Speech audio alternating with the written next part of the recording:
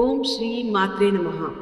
ఈరోజు ఈ వీడియోలో నేను లలితా సహస్రనామంలోని 26వ నామం యొక్క పద విభజన అలాగే వివరణ వివరిస్తున్నానండి. ప్లీజ్ అండి, ముందుగా అయితే వీడియోని లైక్ చేసి చూడడం స్టార్ట్ చేయండి. మీకు వీడియో అయితే నచ్చుతుందండి.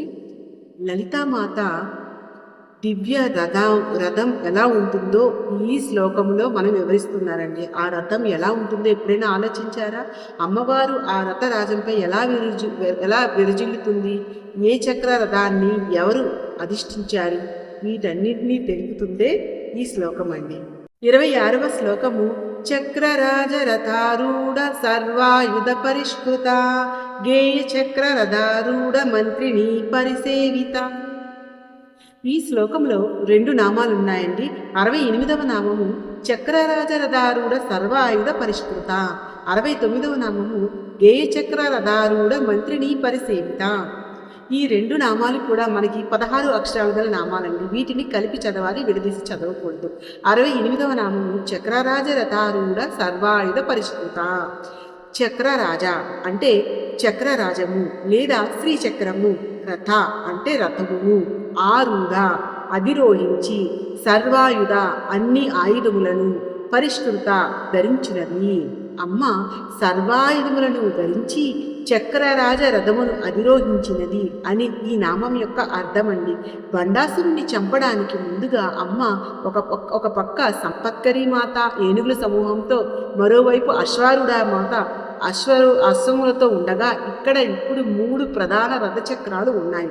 అవి చక్రరాజరథము, గేయ చక్రరథము, గిరిచక్ర రథము.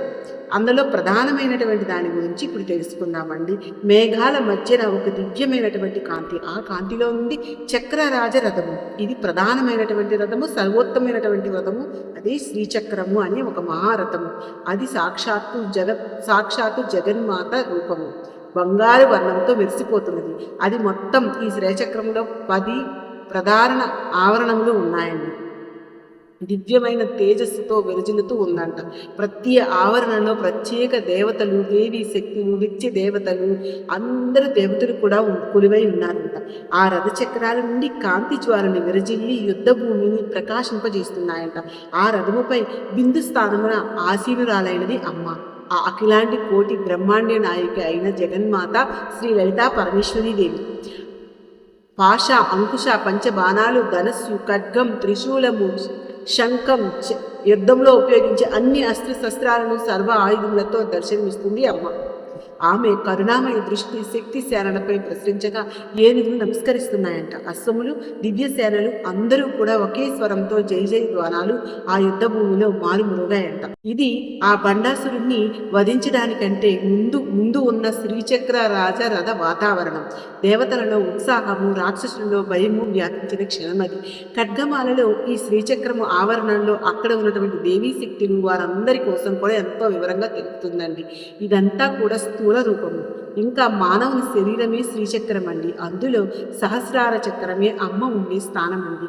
అయితే బండాసురుడు అనే రాక్షసుడు లాంటి అజ్ఞాన అంధకార వికారాలతో ఉన్నటువంటి తిమిరాన్ని నాశనం చేసి సహస్రారంలో ఉన్నటువంటి జగన్మాత మనకు జ్ఞానం ఇస్తుందండి. అవిద్య అనే చీకటిని తొలగిస్తుంది అమ్మ. నేను శరీరం, నేను మనస్సు అనే తప్పు భావనలను నాశనం చేస్తుంది తల్లి. సర్వాయుధ పరిష్కృత అంటే మన ఇంద్రియాలే ఆయుధములుగా ఉన్నాయి.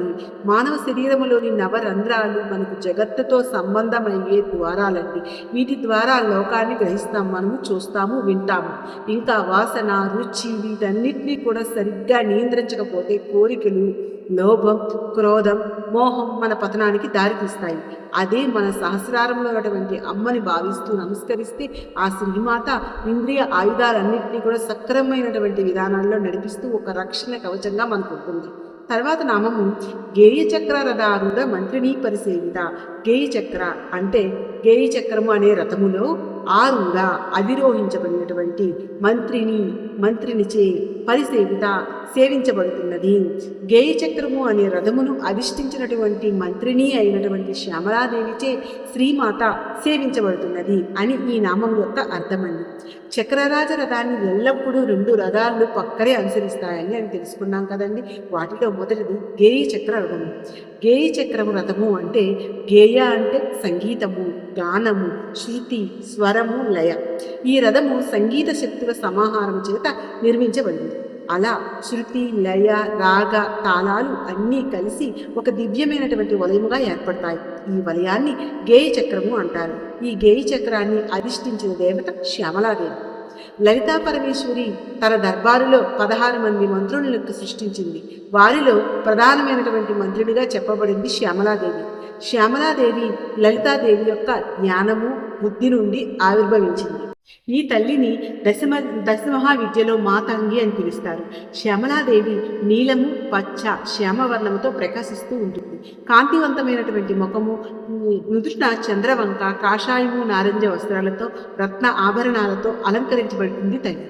శ్యామలాదేవి 8 చేతులతో పుస్తకము, జపమాల, కమలం, చిలుక, చెరుకు విందు, పాశాంకుశాలు, వీణను వాయిస్తూ ఉంటారు. శ్యామలాదేవిని శ్యామల, మాతంగి, మంత్రినీదేవి, రాజశ్యామల మరియు నీల సరస్వతి అలా అనేక పేర్లతో పిలుస్తూ ఉంటాము.